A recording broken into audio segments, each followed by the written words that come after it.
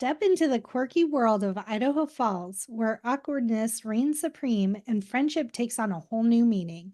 Meet Napoleon Dynamite, a high school student who's a little out of the ordinary, but destined to make a big impact.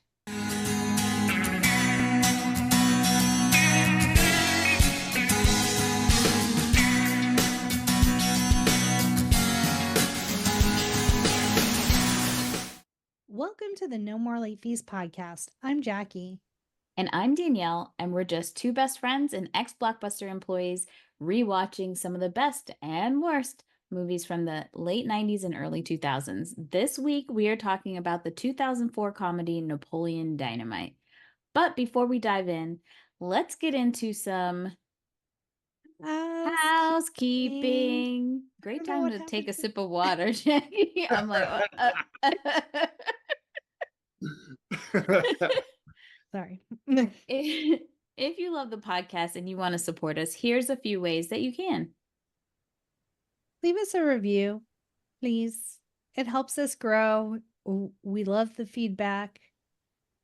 It fills our buckets. And if you want to review us, Apple just made it that Apple Podcast is available on your web browser, so you don't need a Apple product to be able to use it. Have you subscribed to our show on your favorite podcast platform yet? Make sure to hit the subscribe button and it'll alert you when new episodes are live. And if you want exclusive content, stickers, lives, access to our Burnt Off Spotify playlist, head on over to patreon.com/nomorelatefees and become a Patreon bestie.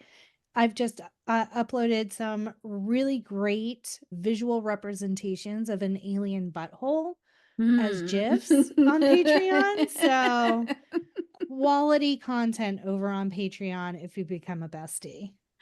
Oh boy. But this week we are not alone. We're excited to have returning guest and Jackie's little brother back to join us, John. Welcome back, John. Thank you. Welcome me. Thank you. Welcome me. He's his own host. Good to be here. It's good for me to be here, everybody. Clap for me. Clap for me. Clap for me. So if you want to get to know Johnny a little better, come back later this week as we count down our favorite movie dance scenes. And don't forget to go back to check out Johnny during our Knight's Tale and the bonus episode. The links will be in our show notes. So let's dive into Napoleon Dynamite. Woohoo! In small town Preston, Idaho, awkward teen Napoleon Dynamite has trouble fitting in after his grandma is injured in an accident at the dunes. His life is made even worse when his strangely nostalgic Uncle Rico shows up to keep an eye on him and his brother. With no safe haven at home or at school, Napoleon befriends the new kid Pedro. Together, the two launch a campaign to run for president. The movie stars John Heder, Ramirez, Haylie, Duff, Gries, and Tina Majorino. I can never say her name right. I'm so sorry, Tina. She's on Veronica Mars. I just know that's the girl from Andre and Karina. That's how I say her name. The movie was directed by Hess, and the screenplay was by Hess and Jerusha Hess. And it was based on the short film Palooka by Hess. You can currently watch it on Hulu and Roku. But before we start, let's get into our ratings rewind. So you know the drill. Before we get into the movie, we'll reveal the rating our Y2K versions of ourselves would give. Then at the end, we'll see if our current selves agree with our initial rating. Our scale consists of would buy it again. The best would plan repeat. 5-day rental. Would watch again. 2-day rental. Okay, but nothing to write home about. And same-day rental. Gosh, Tina. Eat your food. It's trash. Excellent job. So good. Well done. So, Johnny, what was your Y2K rating of Napoleon Dynamite? Shoot, man. I saw a lot of myself in that guy. I really did. And I thought I was looking in the mirror. Would buy the best one. Would buy. Yep. Yeah, for sure. I was synonymous with Napoleon back in the day. Yeah. We concur. We went to the movies to see this. It was Danielle, Johnny, and I. And the first time Napoleon spoke, Danielle and I's heads whipped around and looked at Johnny and were like, they made a movie about you. The scene, that famous like reverse zoom in Jaws where it zooms in on his face, but the Yeah. back.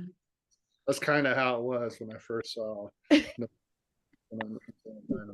Johnny quoted this movie that entire year after Yes. this movie came out.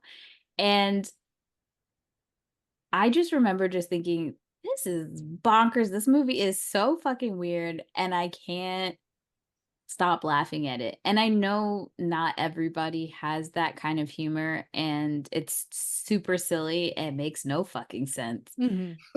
But yeah, we quoted it to each other. I don't know when it came out. I think it was the summer, because I think we spent the whole summer just going back and forth. Yeah, Like, definitely.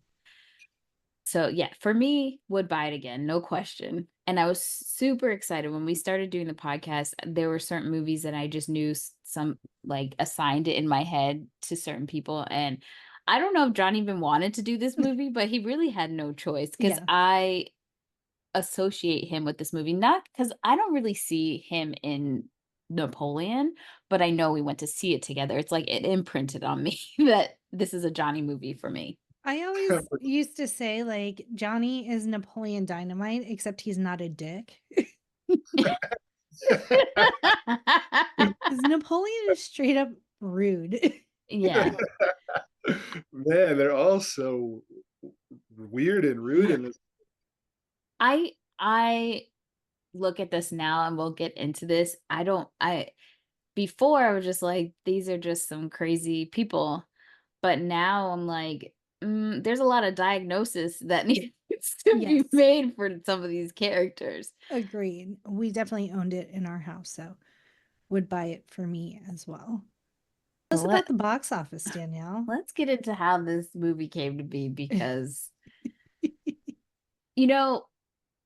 I think one of the reasons that I very much love this movie so much, and I imagine this is what it's like for white people when they see a Black film and get a glimpse into Black life. This was a very different set of white people I had never encountered in my real life. And I would like to believe that I have a degree in understanding white culture, because you kind of have to live in this country. But this was different kind of white.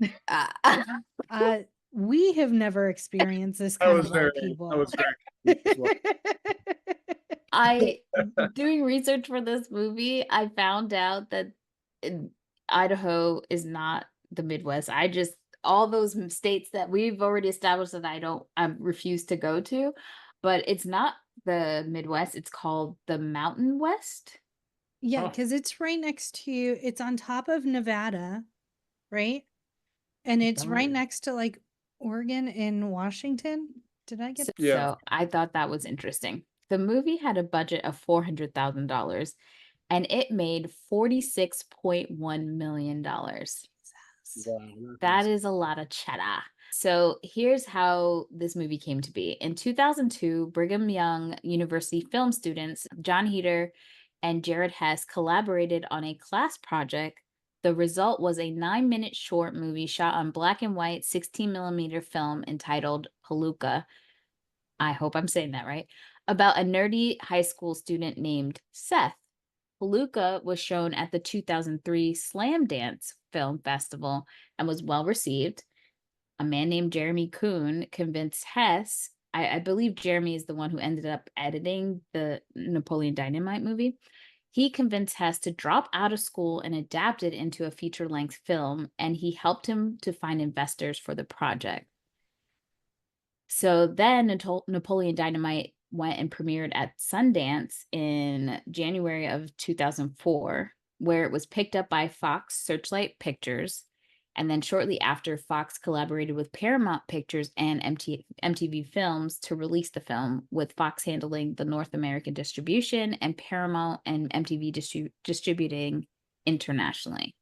So that's how we got Napoleon Dynamite. And let's hear what Lil Raj. You were going to say what did Lil Raj think? What Lil Raj have to say about the Mountain West? Roger Ebert of the Chicago Sun-Times gave the film 1.5 stars, writing that he felt that the movie makes no attempt to make Napoleon likable, and that it contained a kind of studied stupidity that sometimes passes as humor. And here's my thing. Why does Napoleon have to be likable? Right. I mean, everything that he said was accurate, but I mean, yeah, why does he have to be likable? He's just... And now with new eyes, I could look at Napoleon. I'm no doctor, but potentially being on the spectrum in some ways. As soon as he dropped that toy out the window and drug it behind the bus, I'm like, that's one of my babies. I was dying when he did that. I was like, what is going on here? Totally forgot about that scene. There is no explanation for why no explanation. It needs to happen. It just needs to happen. And I also, because Ken's like, why the fuck would he do that? And I just was like, his friends need to be punished because Lilo and Stitch lives rent free in my brain too. And I'm like, he's just the male version of Lilo, a little bit older. Oh, well, before we get into cast and crew, let's hear a message from our pod pals.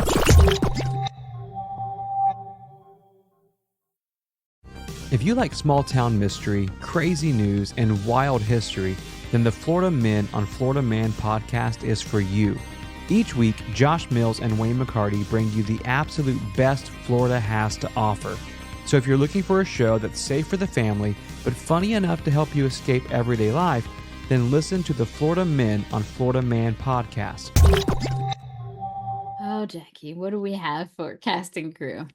One casting director suggested Jake Gyllenhaal over unknown actor John Heder for the lead, but Hess believed Heder was the only actor for the part. I don't think Jake Gyllenhaal was a bad suggestion. He had shown his comedic acting chops in Bubble Boy. Yes. The comedic genius. It was like, who knew he had it in him? Didn't know. But I kind of feel like he would have stood out. Like he would have just popped out of that film. We needed all the characters to be on the same level. Yeah. And Jake Gyllenhaal, just knowing Jake Gyllenhaal. And yes, Tina has been acting for forever.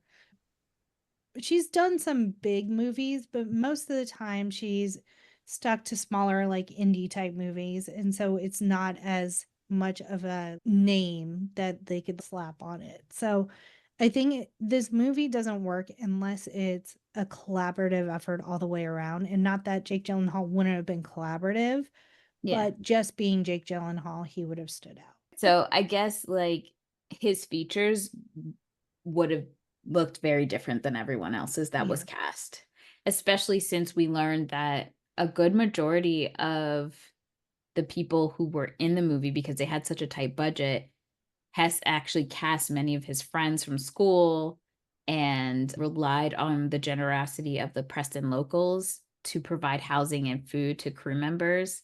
You know, we already know John Heder was his friend and Aaron Rule was his friend. They don't look like they're acting.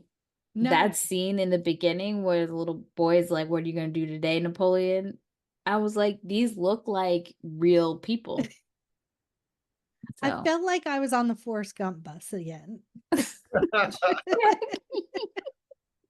Heder was paid $1,000 for starring in the movie and successfully negotiated to receive more after the film became a runaway success. I'm so glad they gave him more money because... Can you imagine? This was his tentpole. Like, he did a few things after this, but this is like his bread and butter. What he's known for. Right. Yeah. And what I love is that like we had the 20th anniversary earlier this year, and it was him, the actor who played Uncle Rico, and the guy who played Pedro. They all went on a tour together with live talks and rewatching the movie. And I thought that was super cute. But if you go back, I highly suggest you go on YouTube and see some of their videos. It's very weird because, like, what are y'all doing? They crack me up. And it's nice to see that they're like so close and friendly still, Yeah. even now. Cool. Jason Lee was offered the role of Uncle Rico, and Vincent Gallo was also considered and almost cast as Uncle Rico. I think the guy they got was perfect. Yeah. Oh yeah. Vincent Gallo looks so scary to me. I don't even know who that is. Once you see him, you'll know. Okay. Brad Garrett auditioned for the role of Rex and enjoyed the script, but decided not to commit. I think he would have stood out a lot too. Like, even Diedrich Bader, who played him, I was like, I felt like he was probably one of the more well-known people. I know him from the Drew Carey show. yeah, Bader. He's just been around comedy for forever. So he was hilarious in this. He shot Oh. all of his scenes in one day. it's Which is awesome. crazy. This was a really short shooting schedule because I think they did it in like 22 days or something like that. Wow. Yeah, It's crazy. it is. But one of my biggest gripes with this movie, and I think I said this in the movie theater when we went to see it, was what year is this supposed to take place in? And I'm not alone, apparently. Yeah, I think sometimes in small towns, I have been to small towns in Texas. And I think sometimes they just get stuck in a century. Like, not even the whole town, but like families within the town get stuck in a century and that's where they live. But I was like, I could see how grandma, she doesn't really care about updating her house. Right. She's just driving in the dunes and feeding her llama. So I think it's just some people don't care about updating or moving past a century they feel comfortable in. Also, like, remember on How I Met Your Mother, Robin was like, oh, the 90s didn't come to Canada till much later. And I believe that is very true. Like, things take time. So sometimes if you're not in like a fashion forward place, they didn't have the internet back then in that same way. Yeah, because it's supposed to take place. I finally found out the film is set during the 2004-2005 school year. And the way that we as viewers are supposed to know this is that in the beginning, in the opening sequence, we see Napoleon's student ID card and it says it. But it's supposed to be culturally retroactive elements harkening back to like the 70s to all the way to the 1990s. So it makes sense. And Hess does talk about that a lot of this is about like an autobiography for him. And he pulled from his own life. And he's like, look, you have to understand about Idaho. This is what it's like. I wanted it to feel this way because it's how it was, how it is. But Fox was like, the marketing people were like, maybe we could do something that says that this is happening now, because he kept explaining that this is what I grew up in a small town, and things are more functional and fashion doesn't matter as much. It's kind of weird, but because they wanted to show that the film takes place now, that's why they did the ID. I was doing the math because they played that 1999 Backstreet Boys song. So I was like, off riff. It's gotta be at least 1999. Yeah. That's all I needed to know. Because I was starting to feel like I was going crazy because I was like, what year is it? He's got a trapper keeper. Her hair's to the side. She's got poofy shoulder pads. What year is it? And it also seems like at least Napoleon's family and Deb's family, they don't have a lot of money. So there actually is a scene where Napoleon is at a thrift store. I was like, I know a Goodwill when I see it. And that is a Goodwill. I was thinking about man, Jackie and Ken would kill this place. They would I love was trying to look on the shelves like anything. But like that also, like they're getting older fashion because they're having to thrift it anyway. Yep. So they're always going to be at least a little bit behind the times. I loved Napoleon's wolf shirts. That's all I gotta say. His shoes were cool. Moon shoes? Those moon shoes. Moon I remember those from when I was little. Like we had snowshoes kind of like that, but we all, there was a kid in my class that would wear shoes like that. Those are too hot. Like, let me tell you, those shoes are fucking hot. I don't know how he was wearing it throughout the whole film. You had some sweaty ass feet, I'm sure. Yeah, I'm sure. Well, it was, according to Hess, it was very, very hot, but it was so much fun being in this rural farm town making a movie. And as Danielle said, they shot it in 23 days, so they were moving very, very fast. I just didn't have a lot of film to be able to do a lot of takes. It was a bunch of friends getting together to make a movie. It was like, are people going to get this? Is it working? Boy, howdy, did it work. I got it. I don't know how many people like a lot of people went and saw it. Mhm. I have to ask some of my like Black friends, POC friends, and say, did you watch Napoleon Dynamite? What did you think about it? Because I know I'm sitting here cracking up, but I don't know if that humor translates over and who else was watching it. I know I have one friend that to this day, she's still like, and you said that fucking Napoleon Dynamite movie was funny, and that shit was dumb. I was like, you're gonna let me live that one down. Sorry. Like once a year it gets brought up.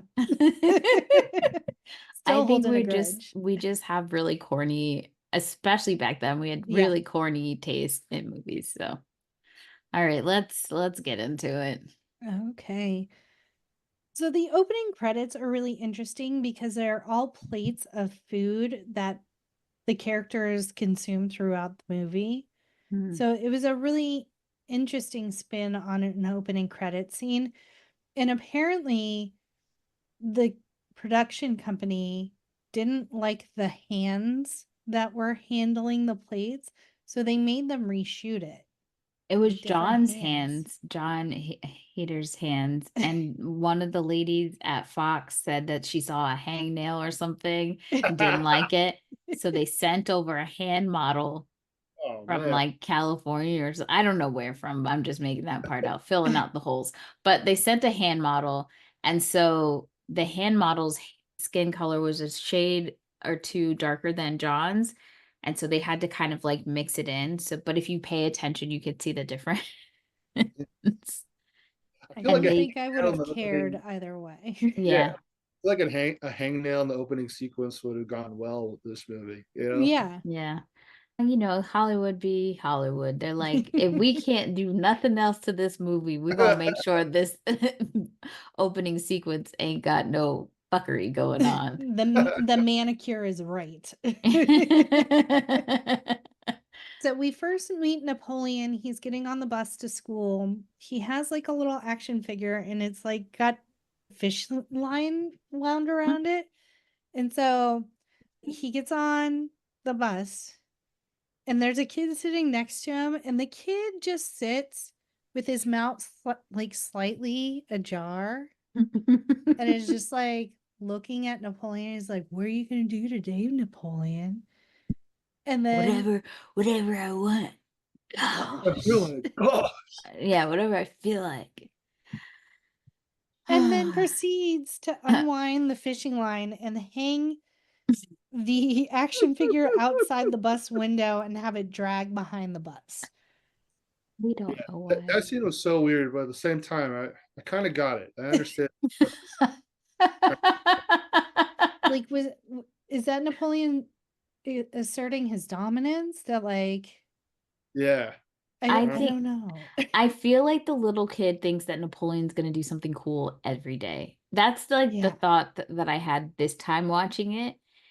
And Napoleon's like, I feel like it. I'm such a rebel. And then he pulls out a fucking WWE mannequin doll or whatever. It makes no sense. It's so stupid. Most of this movie makes no sense. So Every time you move your head, I just see him doing the sign language. It's so great. then I have to do it on the right side. Huh. So Napoleon is a legend in his own mind. Like, he does not give a shit about what anyone thinks of him. No. But at the same time, at school, he does get bullied by his classmates. Like, he's quirky and awkward and probably on the spectrum. Yeah. And that curly perm John Heder did to his hair set him apart from the rest of the students. Those glasses, sometimes, do you ever see in scenes that I swear his eyes are just closed? Yes, all the time. I like that wrote one, I eyes do. closed. What'd you Yeah. say, John? I was saying the picture behind you, like, are his eyes even open there? I don't think so. And I wonder if those glasses like weren't his prescription, and so like he's wearing somebody's crazy glasses, because I don't know why his eyes are closed so much. I don't know. Yeah. Okay. Sorry, I just had to point that out. And then Napoleon also loves mythical creatures and drawing.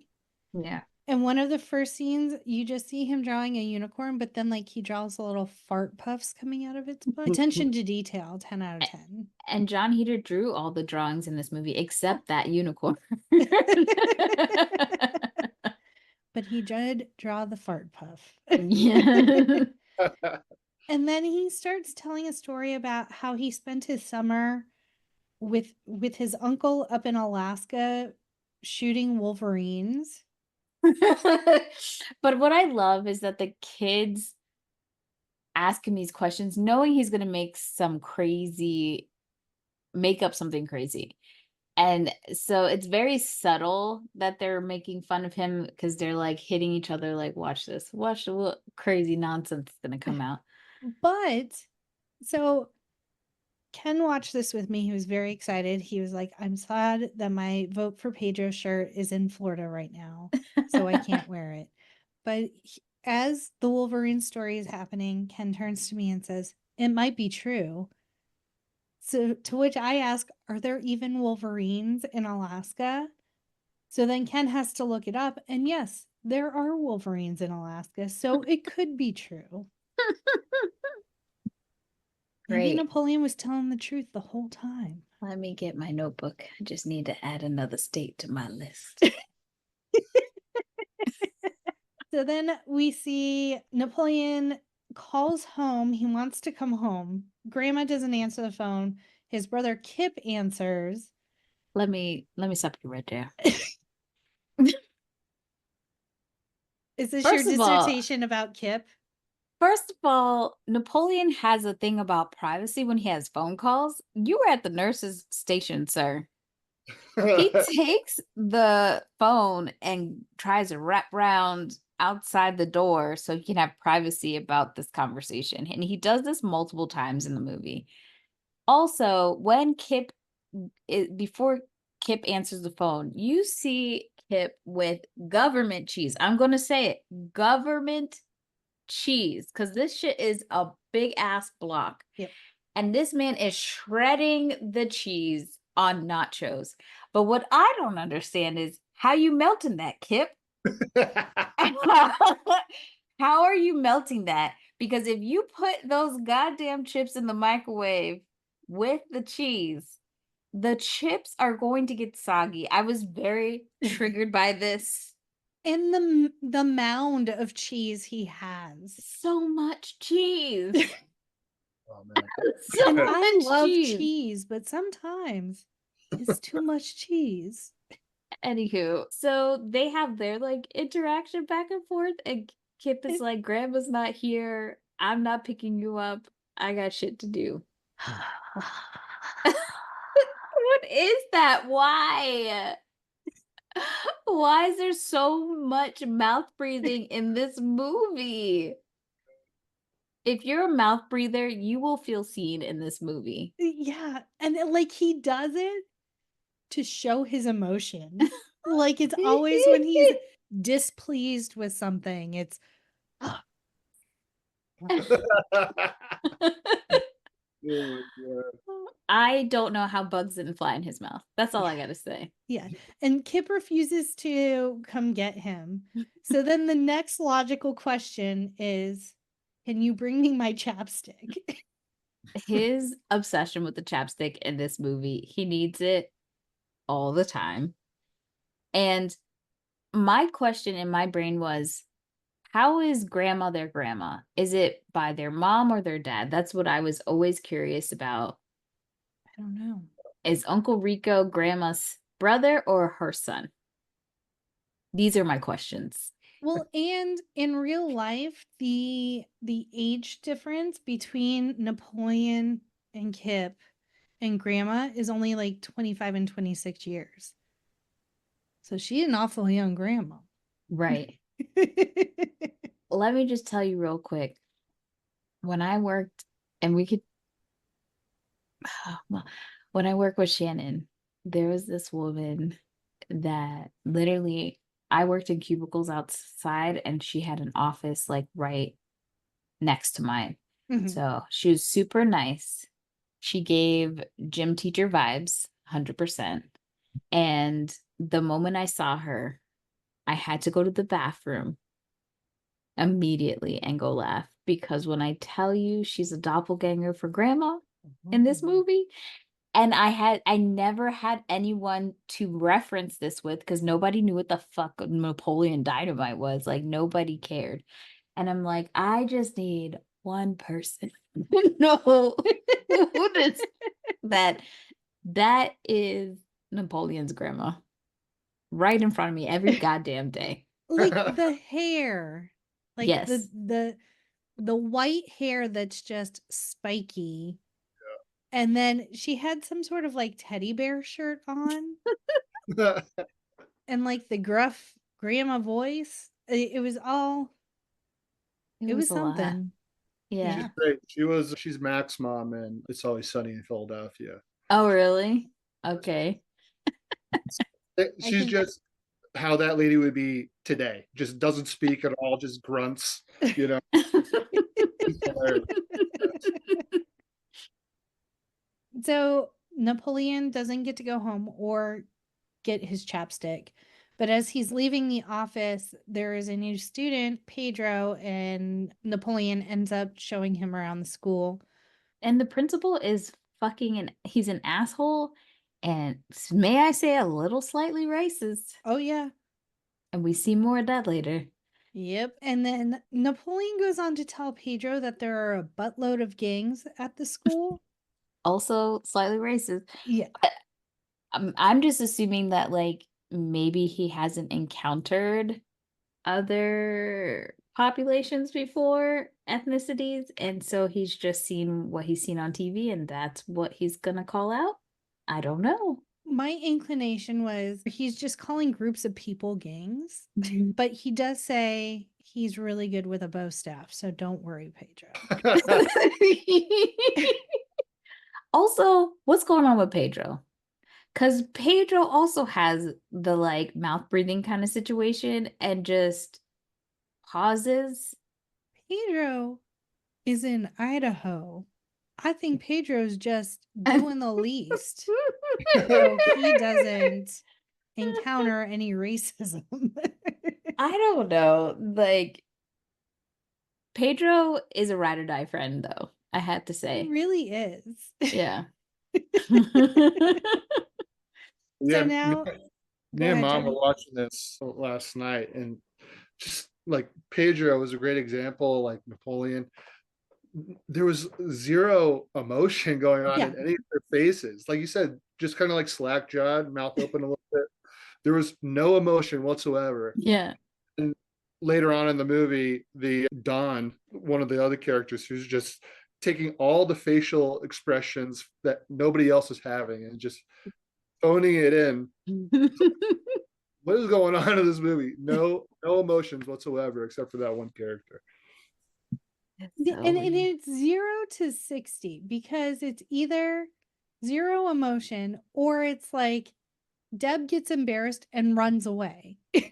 Right. There's Or no like walking Napoleon gets embarrassed and runs away. Like there's no in between. Oh, Oh god. Oh, goodness. So now we're home and Napoleon has to feed Tina, the llama. And it looks like green bean casserole. And there was like croutons or stuffing on top. I was like, and first of all, why does Tina eat out of a casserole dish that the humans in the house are eating out of? I think Grandma loves Tina both more than all her grandsons. I don't disagree. Also, like, do we just feed Tina leftovers? Does Tina get an actual llama I diet? thought llamas eat grass. aren't they vegetarian? Like she was being given Question ham, mark. you know? You're right. Also, how much steak does this family eat? Do they get Disgusting. government assisted steak delivered along Because with the cheese? Because when you have to say we're out of steak, Lyle's coming over to take care of that. What? Oh, I just made a connection in my mind. Okay. Remember, like, soon after this scene, there's like an old man farmer standing in front of a cow and he shoots it in front of the Yeah. bus. Yeah. That's where the Lyle. steaks are coming from. Yeah, Jackie. So maybe they just live in a farm area where you're always getting steaks because there's plenty of cows to shoot. Well, that scene, what happens is you see Lyle, I think that's his name. He comes out to the pasture, he's talking to the cow, pulls up his shotgun, and then a bus goes by, so we, the audience, don't see it, but there's kids on the bus that watch the cow get slaughtered. And the writer and director of this movie said that that was a real life encounter that happened to him as a child. So, Oof. yeah. Bang up job there. But how much steak are you having? And are you having other things than steak? Because that's a whole ass cow. Well, the rest probably have to be sent out for processing, whereas the steaks you probably just slice up. I know nothing about slaughtering. I'm sitting here, oh, Jackie must know about steak. I thought you were really gonna give me the business. I'm sitting here. Well, at least I look like I know what I'm talking about. Welcome to the No More Late Feast podcast, where we kind of just assume things and make things up. Yeah. Please don't take a lot of the things we say as facts, unless we say this is a fact. That means we found it online. That's it. Allegedly, I would think some of the cow has to go to processing, but then the steaks, I would think that you just chop them up and hand them out. I can't believe we're Anywho, we also get the classic line, well, then make yourself a dang quesadilla from Grandma. That was my line. That was the line I said that whole summer. And to this day, I say dang quesadilla every time.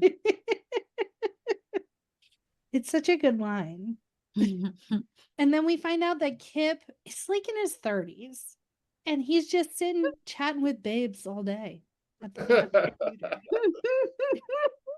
Kip's deliveries in this, his lines, he does so good. Every line that he gives, I'm just like, that was a masterful. When Deb comes to the house and he's sitting, I don't know, I guess in earshot of the conversation, and he's like, your mom sells, I don't know what he says, but that's what makes her upset and just leaves her caboodles. And the way he says that, I had to pause because I was laughing so hard. Dude, that character cracked me up, man. And poor Deb, she's just trying to make some pocket change. She's offering her services for glamour shots. If you know, you know, millennials. What is the name of her business? It's like Shots by Deb or something. Glamour Shots by Deb. Oh wow. Class. And Deb is also trying to sell boondoggles. I never knew that that was the name for that type of keychain. For the lanyards? Yeah. Man, I used to know how to do them things. You Oh, I tell can me to still start do one it. now. I never knew how to start them at first, but I think eventually I learned, but I stopped. I've always been an entrepreneur in spirit. I kept on harassing my little cousins. Like every year I was like, we're gonna start a business. So when we saw Babysitters Club, I was like, we gotta start a Babysitters Club business. Then I was like, we're gonna sell lanyards. Then I was like, we're gonna make chocolates. But they couldn't keep up. They were holding me back. I was Beyonce and they were the rest of Destiny's Child. Tragic. Oh, man. I could, like, if you handed me supplies, I could whip out could one of do it. those keychains. Even do the twisties. Ooh. Yeah. You had skills, I had gal. skills. And I never went to summer camp. That was all renegade learning how to do lanyards. Yeah, well, y'all didn't really have much of a choice being out there at camping and not having much else to This do. is true. So you had Yeah, to that's keep what I yourself remember. entertained. I remember y'all doing that. The older kids were making that. We made lanyards and painted rocks.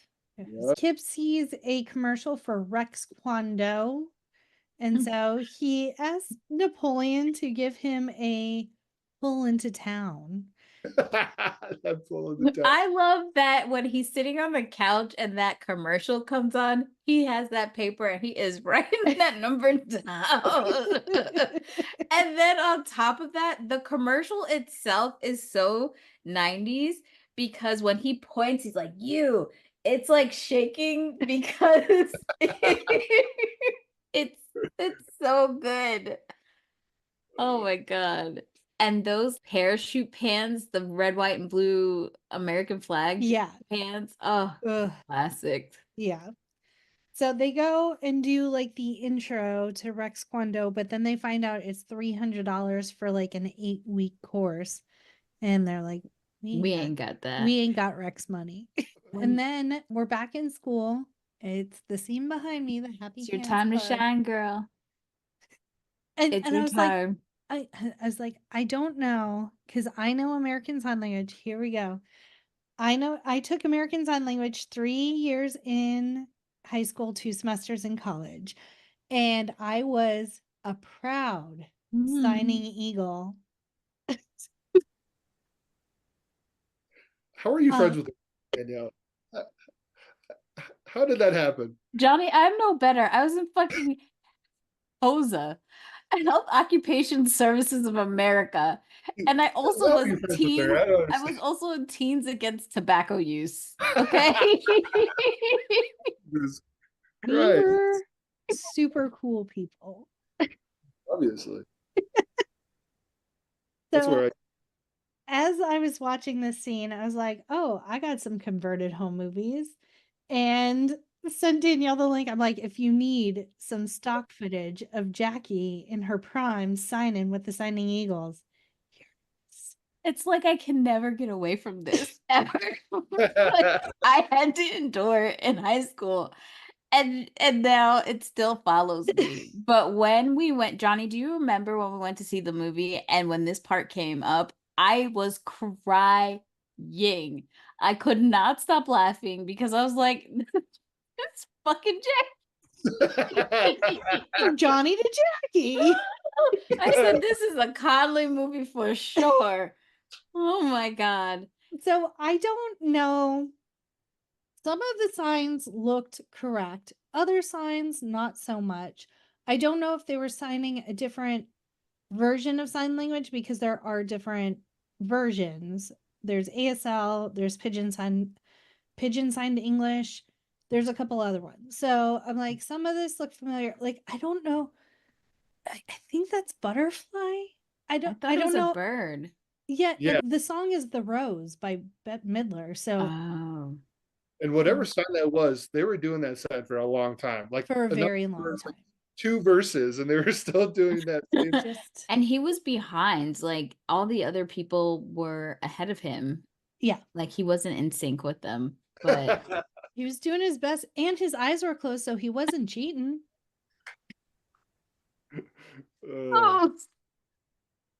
also to make this Conley movie, a trifecta. The unicorns is Heather, and there you Yep. have it, folks. Yep. She was a horse girl. She wanted so bad to be a horse girl. She never was. She never well, because mom and dad were buying her a fucking horse. But she had the horse figurines. To this day, she could tell you all the different breeds. Don't She's- worry, Heather. When we get that no more late fees money, Mhm. first thing on the list is we are going to buy you that horse, and we're going to get you some Barbies, girl, because I know No, you were My Little Ponies. My Little Ponies. Yes. Well, wasn't she mad that you got the Barbies and she never got She any? always got the Barbies and wanted the My Little Ponies, and I always Got got it the mixed My Little up. Ponies. My Little Ponies, you got it, girl. We're gonna get You gonna be flush in horsies. you. As Beyonce says, look at that horse, look at that horse, look at that horse, look at that horse. So now, for some reason, he tells Pedro, Napoleon tells Pedro that his girlfriend has been doing some modeling and shows Pedro the photo that Deb has as like her example for glamour shots by Deb. I'm like, homeboy just likes to lie. He's For living sure. he's living the Delulu for real. He's got a fantasy life, and he thinks Pedro is cool, and he's trying to, like show off that he's Yeah. cool too. But he's very nice to Pedro. Pedro's very nice to him, but Pedro's very skilled with the ladies because we find out there's a dance going on, and Pedro already has ladies locked down that he's asking. One of them being Summer, who's played by Haylie Duff. I just to this day still can't understand why she's in this movie. Nope. That was such a weird casting decision. But Yeah. It is, but okay, get your bread, not mad at it. But Summer declines Pedro's invitation. Yeah, she says no with Yeah. with 3 exclamations, and I And a don't heart. and hearts. Like, why, girl? Mm. You could have been nicer about that. But she gives the note to Napoleon because Pedro's out sick. Mhm. Pedro's sick a lot during this movie. Yes. I was wondering, why is Pedro always sick? And is he really? I don't know what's going Is on. it just undiagnosed anxiety? It could be, because he does have like almost like a panic attack When his at one head is point. hooked? That I also remember laughing out loud when he shaved his head in that I scene. cracked up last night when that scene popped up. And the way Deb like has 3 horrible wig choices, and she's just like, I think we need to go with this one. Like bananas. I also love when he's trying to cool off in the bathtub and all of the prayer candles are lit along the edge. And I don't believe like that water was cold or No. anything. Like, He ran a hot bath for his hot head.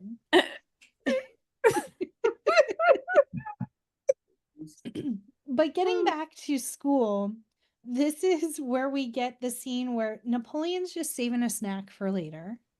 this is so nasty.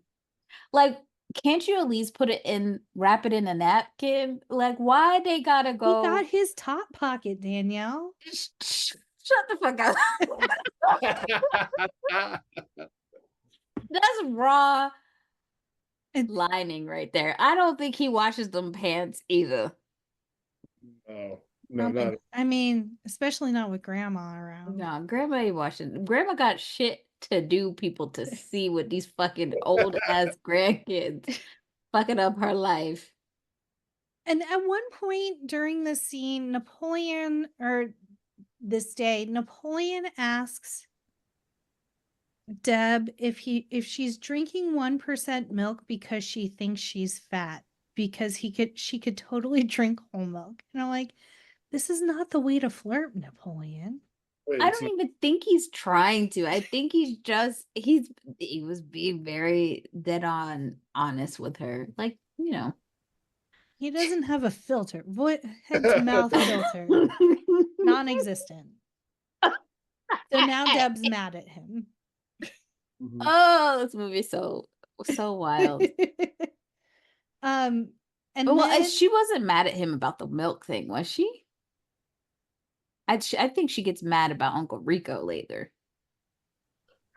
is it? I It is. And Okay. I can't wait till we dive into fucking Uncle don't Rico. fucking Uncle Rico. So now Grandma's at the dunes with her boyfriend. She says, "I'm not coming home tonight. I'm going.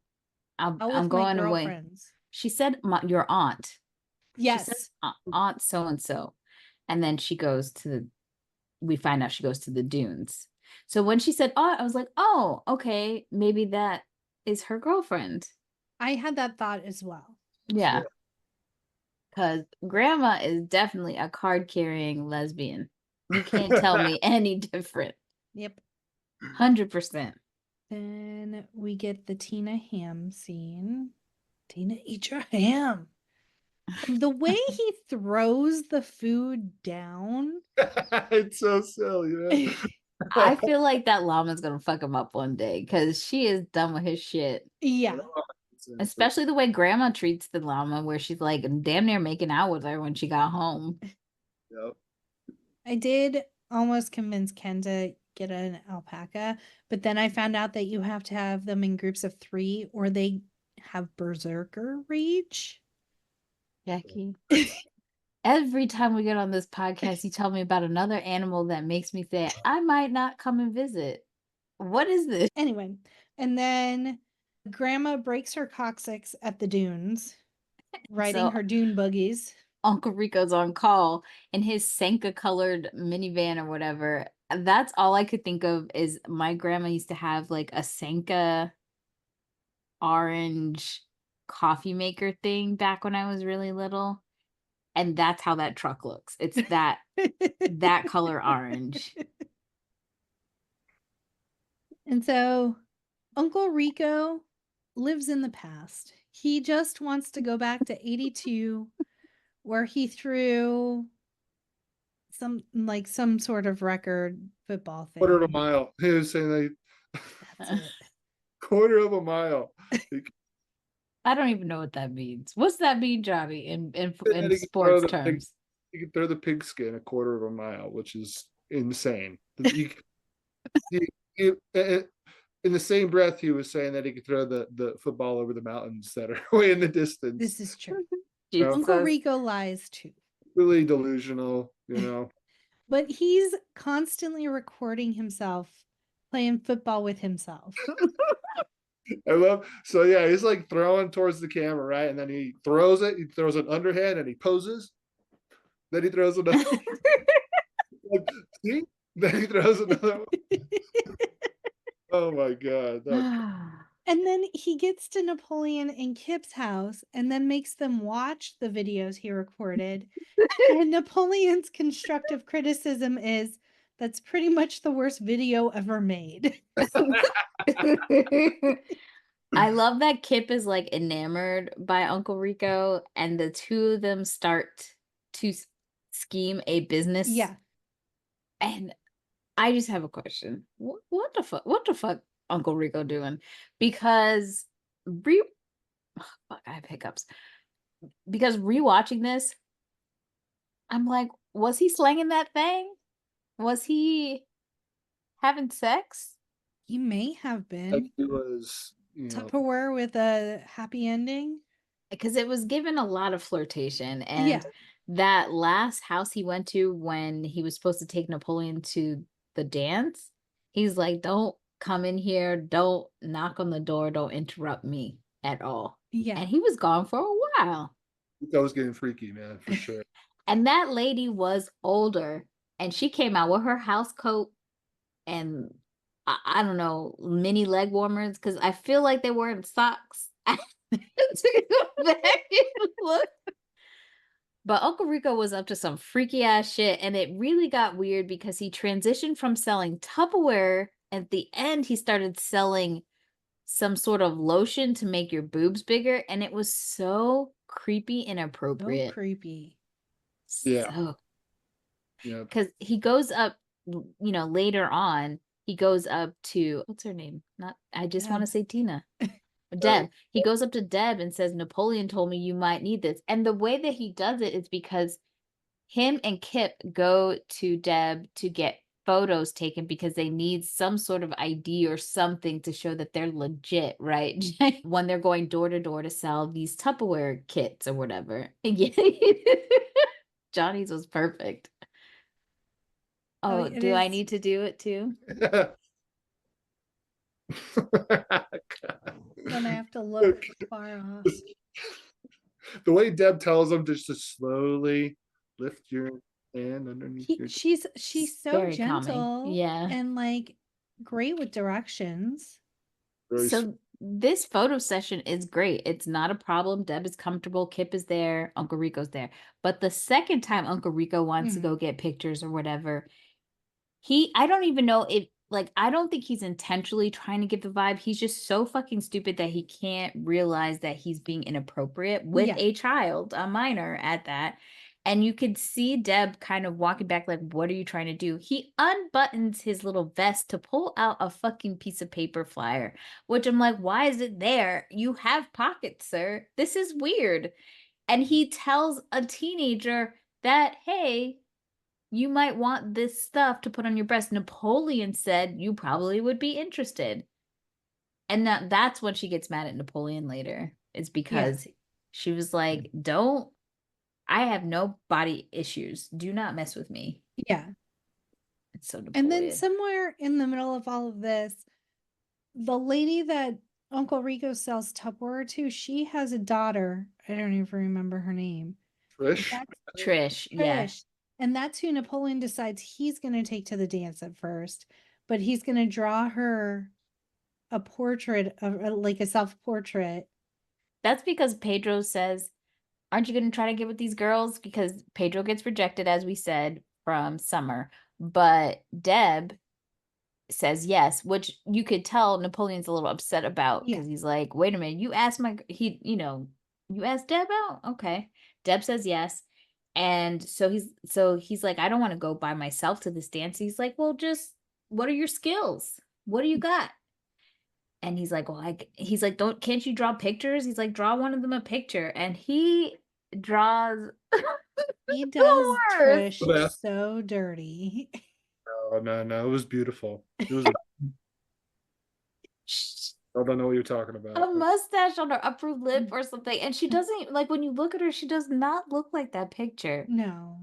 And he is so really wrong for that, but he doesn't realize that it's hurtful. And because Uncle Rico is trying to sell products, he tells her mom, almost describes Napoleon as special, special needs. And so now Trisha's mom is making her go on this date with Napoleon without him knowing. Yeah. And I love when Pedro's like, you're going to need a suit. And he's like, what are you going to wear? He's like, I was thinking like a silk shirt. I actually would have really loved to see that, but he goes and gets that suit. When they go to that thrift store and that mannequin scared the shit out of me. It was a jump scare.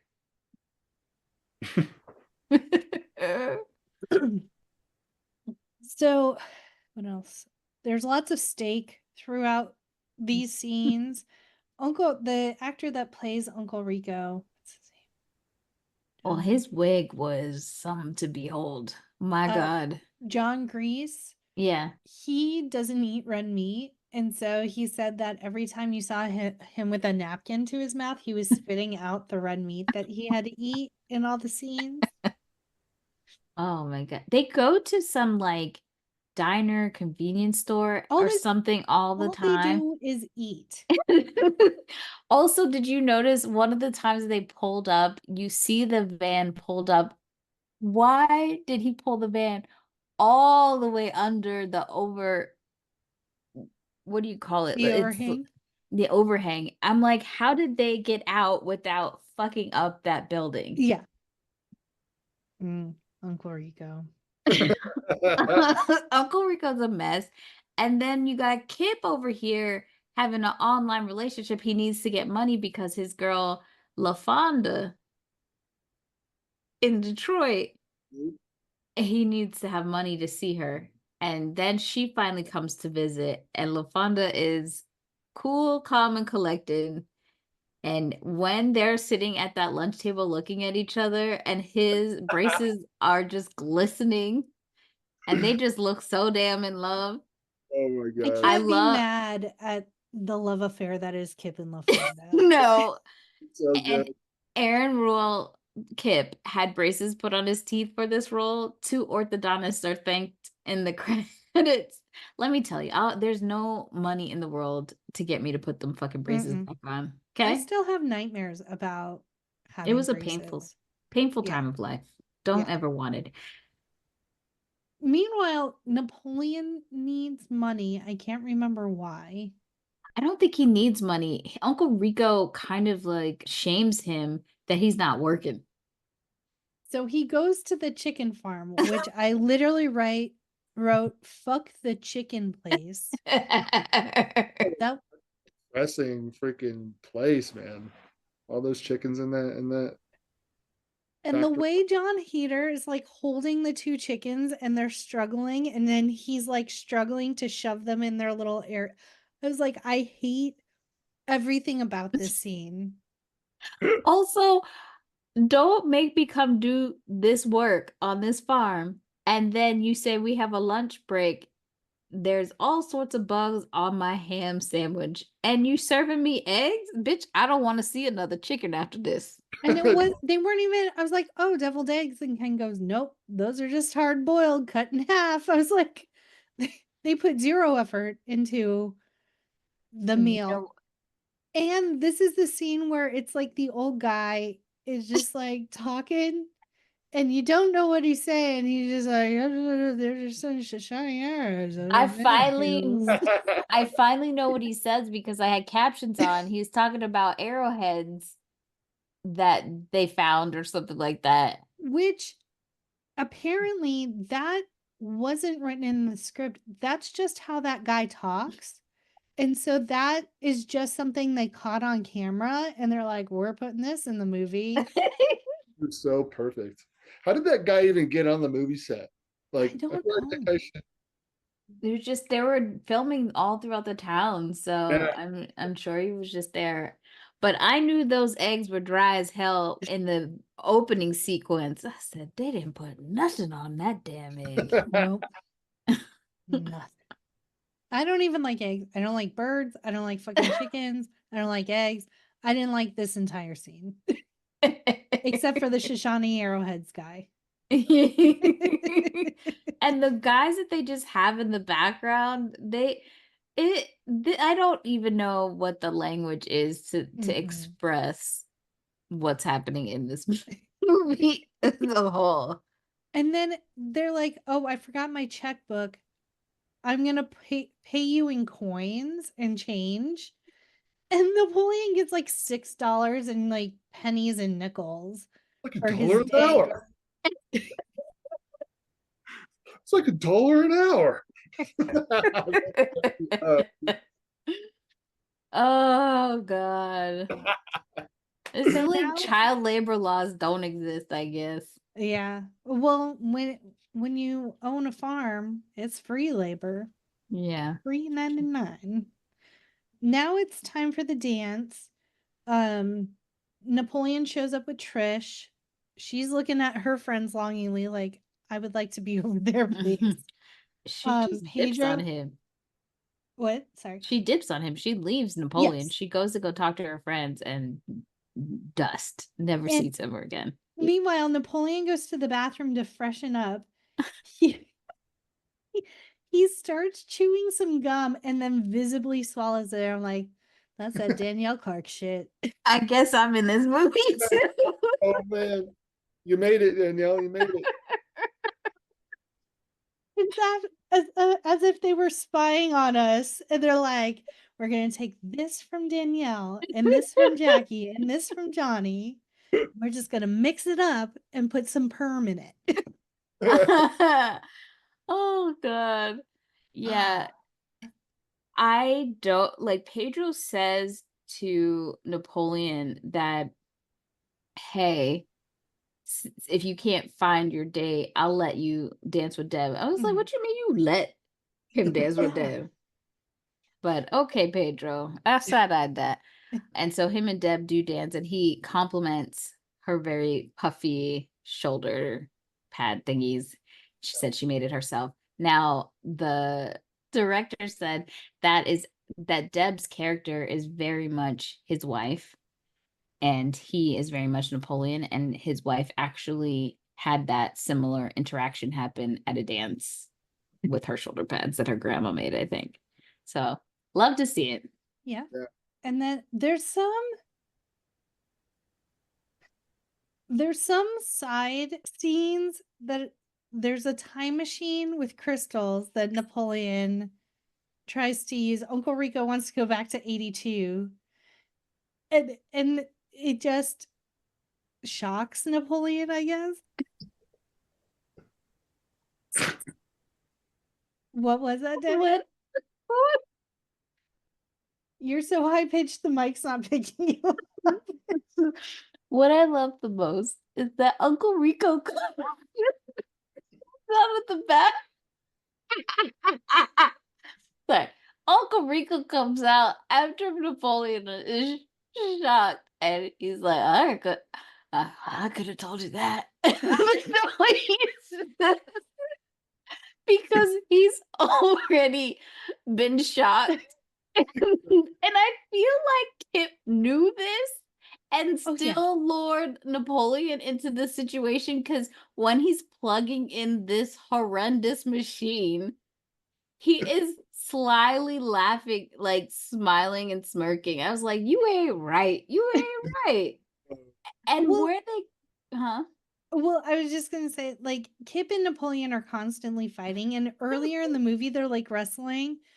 And Kip says, "You're bruising my neck meat. I think you ripped my mole off." Also, the store, Uncle Rico takes Napoleon to the store, and I still can't grasp what he's telling him to send back.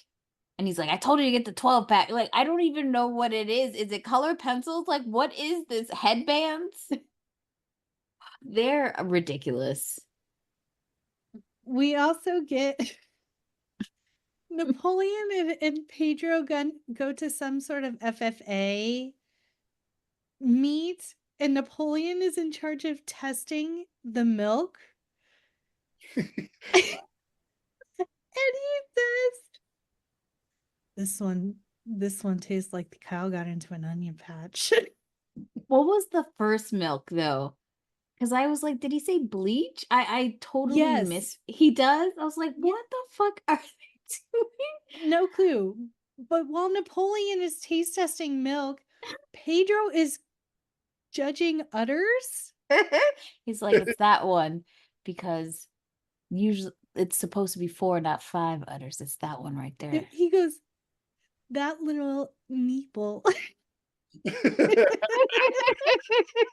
And this is when Pedro gets so hot afterwards. Like, when they get back to school, he's like, you feel that? You feel hot? Napoleon's like, yeah, I'm fine. After probably having some spoiled ass milk, Napoleon is fine. And Pedro's like, I gotta go home. And that's when he comes. He doesn't come to school the next day again. And Napoleon's like, well, what the fuck's going on? When he finally finds him, he's got this hoodie on, which I felt seen, because I love me a good hoodie in the middle of summer. And we see him shave off all of his hair. And that's when Deb finds him a good old wig. And also he decides he's running for class president against Summer.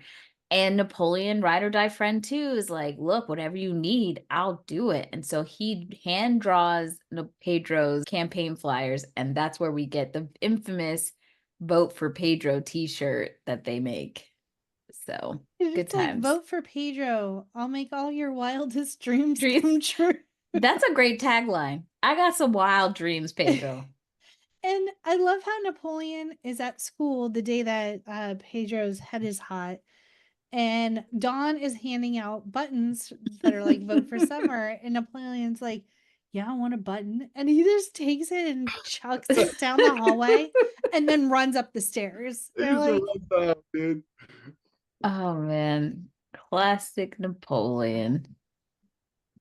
and then once Pedro gets back to school with his His good wig. wig, His Tyler Perry wig. his slogan then changes to Pedro offers you his protection and his cousins roll up. Well, I think Napoleon does that by himself. Okay. I don't know. I don't remember if Pedro's a part of that, but he sees one of the kids get bullied by Randy, and that's when he gives him a lanyard and Pedro offers him, protection. So then we see the kid later on at his bike, and that kid who was asking about the fucking tots is like, let me ride your bike. I'm like, what's wrong with this kid? That's when Pedro's cousins pull up, and it literally on the side of their car says vote for Pedro. And they don't say anything. They don't get out of the car. Nope. They just shake their head like, nope. You're not doing that. Always watching. Also, those guys were cool. Also, Pedro gets in trouble because he has a piñata that looks just like Summer, and every nerd in the school is beating that shit to no end. Yep.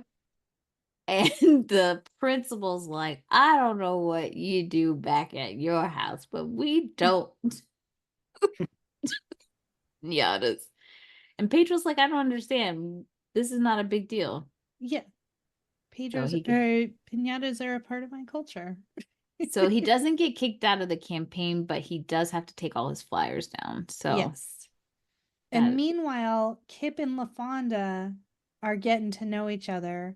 LaFonda is inspiring Kip. I don't think she did this to Kip. I think Kip took initiative by himself. With his do-rag? And his tracksuit. Because she does, as soon as like they see each other, she pulls out a chain for him with an eagle on it. She's like, what is this? Oh my god. You know what? I don't know if I spaced out, but I didn't see the wedding scene. I think it's after the credits. Okay. And that wedding scene was not initially part of the movie. Mm-hmm. And that scene alone cost $200,000 to shoot. So half of the original budget to shoot an end credit scene. So I just have Napoleon throws fruit. So Uncle Rico pulls up at home and Napoleon's pissed at him for some reason. It's before the Deb scene. It's because he feels embarrassed because he's going to he's like, you're going to my girlfriend's house. This is what Trish. Yes. And so he feels embarrassed by that. So he's just throwing fruit. Like, it was like a grapefruit fruit. One at the car and like one at Uncle Rico's head. He'd be serious. Hot Mess Express. Yep. But then he goes to chill out at the Goodwill. And he finds a sigh, which I would be so excited if I found a sigh for sale at Goodwill. What was the sigh? Raphael's. Oh yes, he puts it in his belt loop. That's so funny. And then he finds Dequan's dance groove on VHS. I think when we originally saw this movie, I never remembered him working so hard with these dance moves. It's really subtle because it's only LaFonda comments that he's really sweaty, and you can kind of hear him in the background working out, but it's like not the focus of the scene. Yeah. But she does say, why are you so sweaty? But I like how she does it. It's not in a judgy way, but just like, what's really going on? Yeah. What are you doing? And he's just working on his moves. And then then this is when Uncle Rico goes to see Deb and tells her that Napoleon suggested she might like Bust Must. What? What's the name? And Deb marches to the nearest fucking payphone. In the middle of nowhere. That thing looked like it was like 5 miles from the nearest building. And she tells him, "You are a shallow friend. I like myself just the way I am." So Deb is big mad at Napoleon. Napoleon doesn't know what the fuck's happening because Uncle Rico lied to her and said Napoleon suggested it. Right. And then, but it's not hard to believe because he just says random stuff. So Yeah. I get why Deb would not think that Uncle Rico would be lying. Plus, he's a fucking adult. Yeah. And then Uncle Rico goes to Rex's house and suggests Bust Must for Starla, the very in shape girlfriend of Rex. And And Rex the beats car his ass. outside, yeah, and Rex beats the shit out of him. And the car outside of Rex's house is a Subaru Brat. So glad we know that now. I gotta keep everyone informed of the vehicles. Okay. We're at the elections in the auditorium. Yes. So the candidates are able to like give their speeches. So Pedro can give his speech, but he didn't know that he had to perform some sort of skit. So that makes him super nervous. Summer, she does her speech. And then what's the name of the signing girls?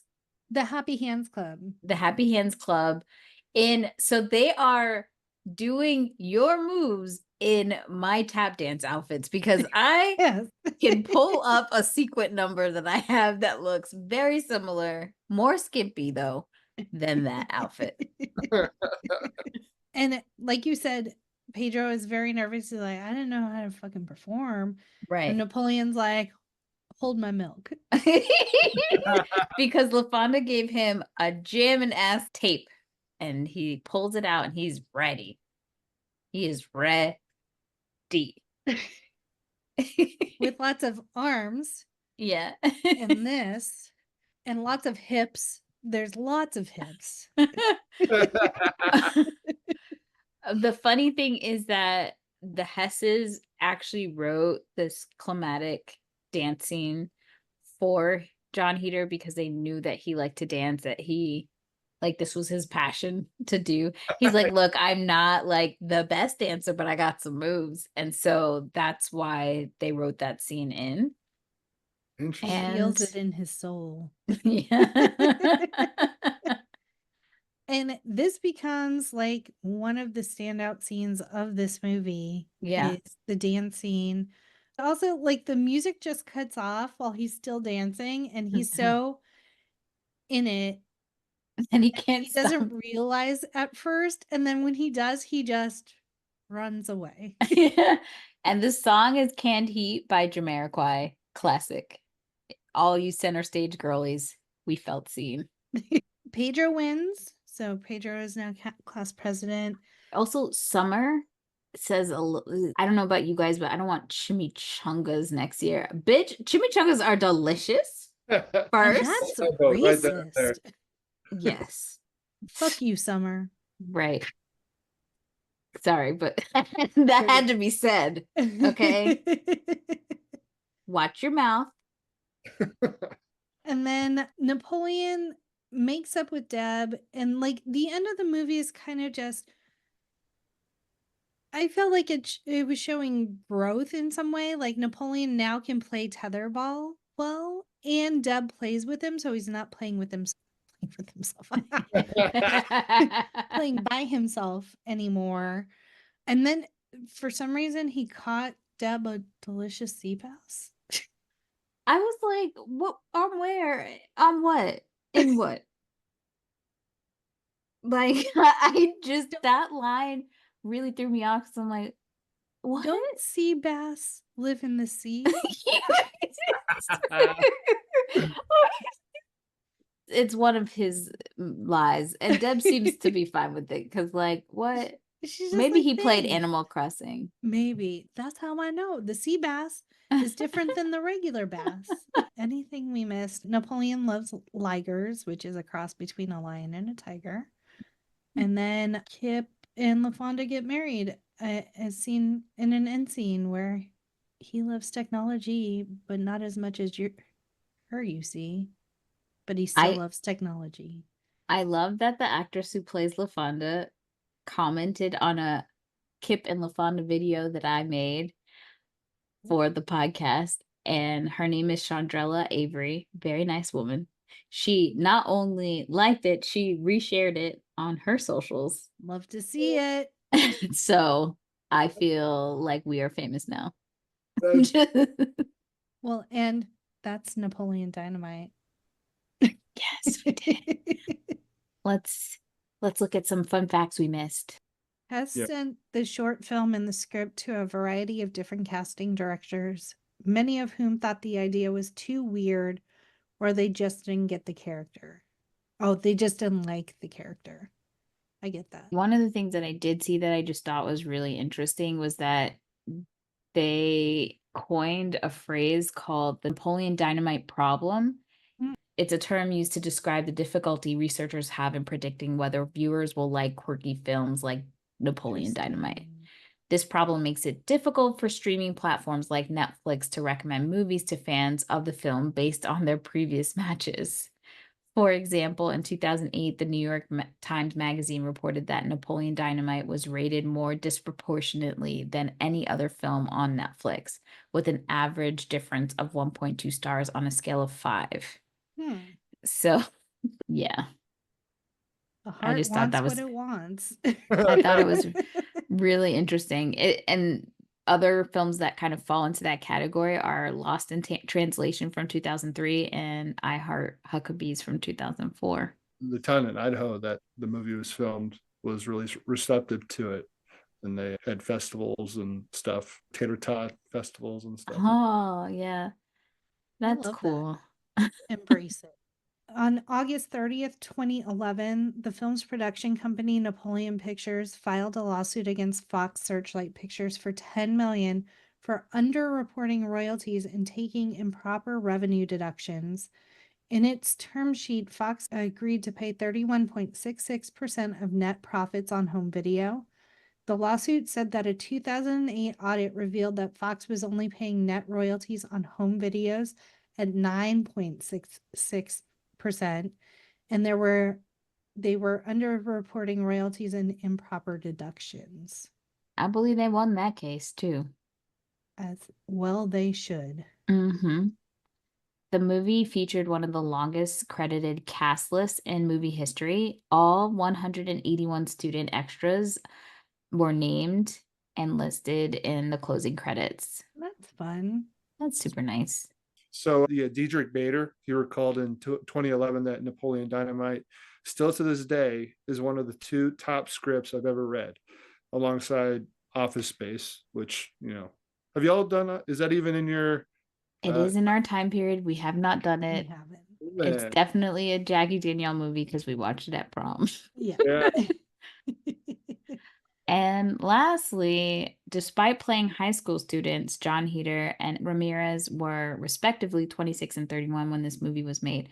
All right, but before we get into Ratings Rewind, just a reminder, don't forget to follow us at No More Late Fees on Instagram, Facebook, TikTok, Twitter, YouTube, and Threads.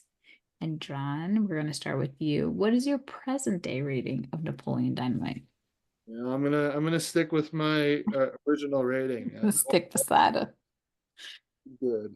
I loved it. I obviously picked up on different elements of the movie. I loved it, especially that toy being thrown out of the car. I'm gonna try that.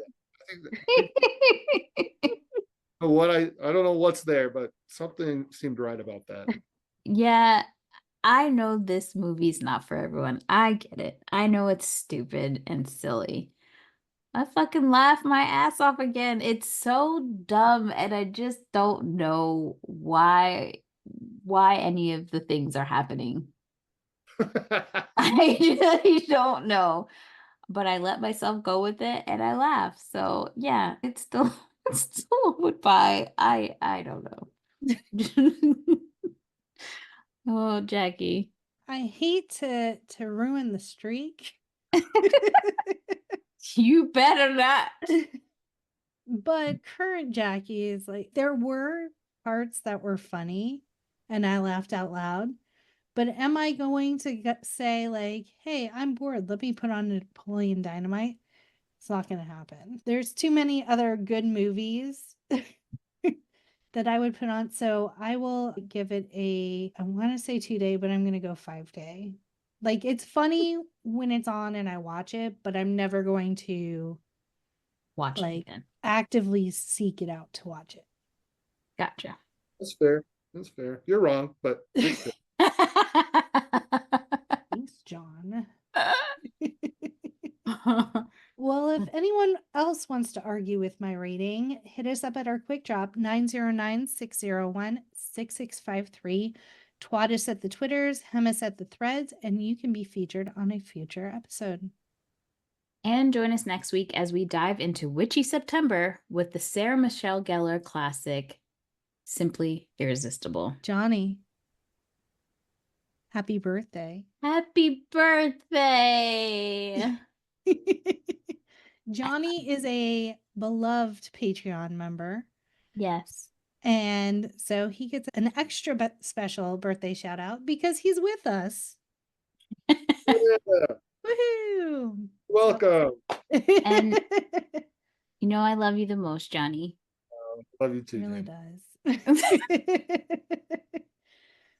I'll just sit here by myself while Yeah, you Jackie. guys appreciate one another. And Danielle, I'll have to catch up, Jackie, if you just want Yeah, I'll just to. excuse myself. No, I love you guys so much. Thank you all for having me on. Yeah, We it's love that you so come much on. fun, and I can't wait to do the faculty with you in another month or so, because that is a long-awaited movie rewatch for me, and so I'm so excited we're doing it. Danielle, how you feeling about the faculty? That one's not. Remember, and that's not scary for me. Okay. So I'm good. A lot of creepy crawlies, but I've been pushing through. You've been very brave. Oh, And well. as always, be kind and rewind.